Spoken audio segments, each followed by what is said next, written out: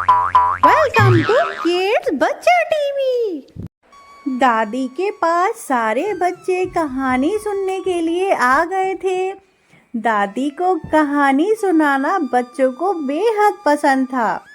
दादी के पास जब भी बच्चे दौड़ के आते थे तो एक ही बात कहते थे,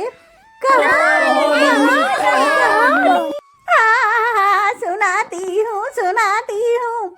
आज तुम लोगों को बहुत अच्छी कहानी सुनाऊंगी जो कि तुम्हें इससे अपने जीवन में कुछ सीख लेनी चाहिए। इस कहानी से आज कहानी सुनाऊंगी महाभारत काल की। महाभारत केवल एक युद्ध की गाथा नहीं है, बल्कि यह धर्म, नीति और मानव जीवन के जटिल संघर्षों का महाकाव्य है। महर्षि वेद व्यास द्वारा रचित यह ग्रंथ कुरुवंश के दो परिवारों पांडवों और कौरवों के बीच सत्ता और न्याय के संघर्ष की कहानी है। कुरुवंश का विभाजन। हस्तिनापुर के राजा विचित्रवीर्य के दो पुत्र थे, धृतराष्ट्र और पांडु। धृतराष्ट्र बड़े थे किंतु जन्म से ही अंधे थे, वो देख नहीं सकते थे। राज सिंहासन पांडु को मिला। धृतराष्ट्र के 100 पुत्र हुए जो कौरव कहलाए गए, जबकि पांडु के 5 पुत्र हुए पांडव कहलाए गए। युधिष्ठिर, भीम, अर्जुन, नकुल, सहदेव। पांडु की असामान्य मृत्यु के बाद धृतराष्ट्र राजा बन गए, लेकिन उनके पुत्र दुर्योधन के मन में पांडवों के प्रति ईर्ष्या और दुश्मनी थी।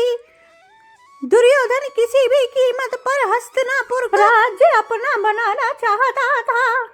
दुर्योधन ने अपने मामा शकुनी के साथ मिलकर पांडवों को समाप्त करने के कई प्रयास किए, जिसमें लाक्षागृह की साजिश प्रमुख थी। बाद में एक कूटनीति के चाल के तहत पांडवों को जुए के खेल के लिए आमंत्रित किया गया।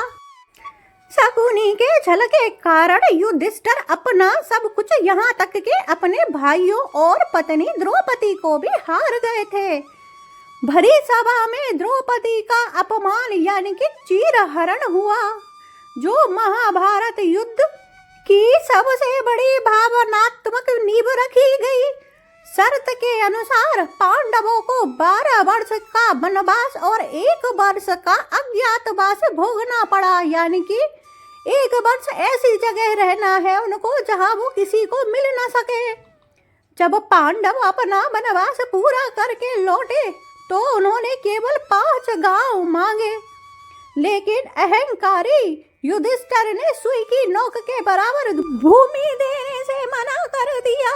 भगवान श्री कृष्ण ने शांति दूत बनकर युद्ध टालने की बहुत कोशिश की, लेकिन विफल रहे।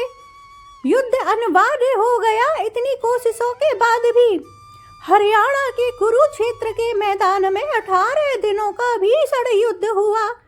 युद्ध शुरू होने से पहले जब अर्जुन अपने ही परिजनों यानी कि परिवारी जनों पर शस्त्र उठाने से हिचकिचाए, तब श्री कृष्ण ने उन्हें श्रीमद् गीता का उपदेश दिया, जो आज भी मानवता का मार्गदर्शक बन गया।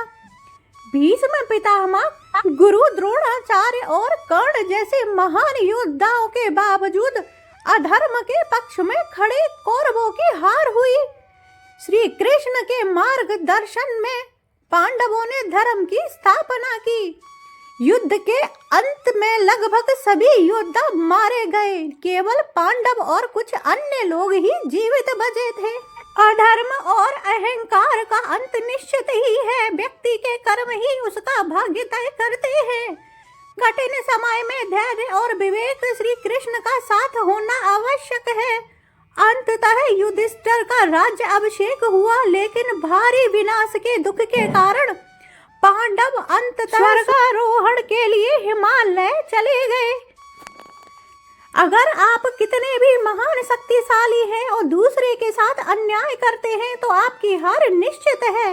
अगर आप सत्य के मार्ग पर हैं तो भगवान आपका साथ जरूर देंगे। अगर आपको मेरी कहानी अच्छी लगी हो तो वीडियो को लाइक कर दो, चैनल को सब्सक्राइब कर दो, बेल आइकन ऑल पे दबा दो मेरे बाय बाय जिगर के टुकड़ों।